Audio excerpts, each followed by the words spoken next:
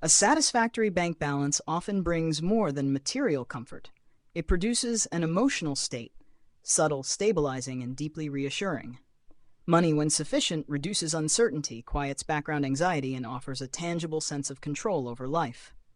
Yet this very stability can create an unintended psychological side effect: complacency paired with emotional attachment, sometimes even quiet pride. When attention shifts to other areas of life that are less orderly or less resolved, this attachment can fracture, giving rise to irritation and disproportionate emotional reactions to small imperfections. Financial security functions as a uniquely powerful psychological anchor because it is measurable and socially validated. Unlike relationships, health, creativity, or purpose, domains that are fluid, ambiguous, and emotionally complex, money offers clarity. Numbers go up or down. Progress can be tracked. Success is externally affirmed. When a person achieves stability in this domain, the mind often internalizes it as evidence of competence and self-mastery. The individual may not consciously boast or feel superior, but the nervous system registers a sense of being ahead or safe. Over time, this sense of safety can evolve into an identity anchor. The bank balance becomes not merely a resource, but a symbol, proof of responsibility, intelligence, discipline, or adulthood. Emotional equilibrium begins to rest on this symbol. As long as the financial domain remains solid, the individual feels composed, confident, and internally aligned. The danger lies not in the security itself, but in how much psychological weight it quietly carries. When awareness turns to other areas of life, strained relationships, unfulfilled ambitions, unresolved health issues, or existential uncertainty, the contrast can be jarring. These domains resist neat solutions. They do not respond predictably to effort, nor do they offer immediate feedback or validation. Compared to the clean orderliness of finances, they feel messy and unstable.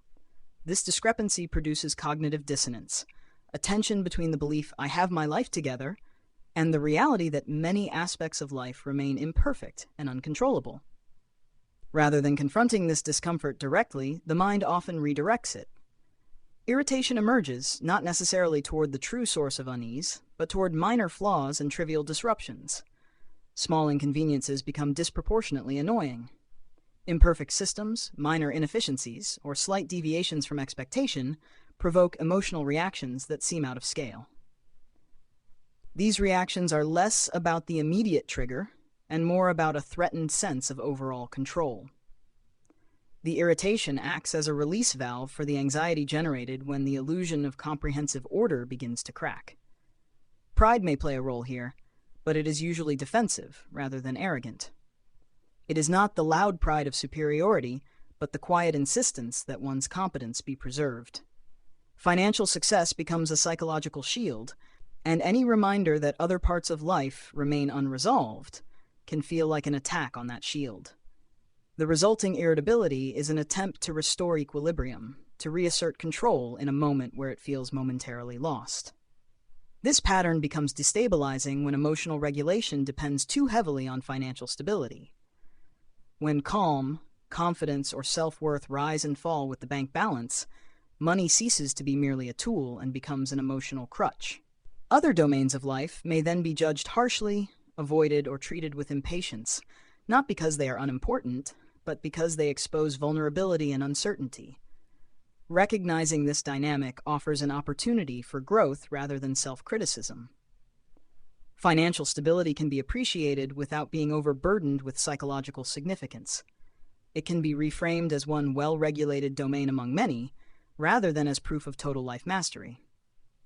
Other areas, relationships, health, meaning, require different forms of engagement, ones that tolerate ambiguity, emotional risk, and gradual progress.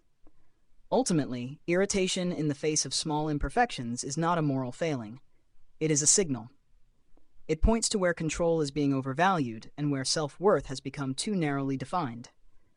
By listening to that signal rather than reacting to it, individuals can loosen the emotional grip of financial identity and cultivate a more balanced, resilient sense of satisfaction, one that does not fracture when life inevitably reveals its untidy edges.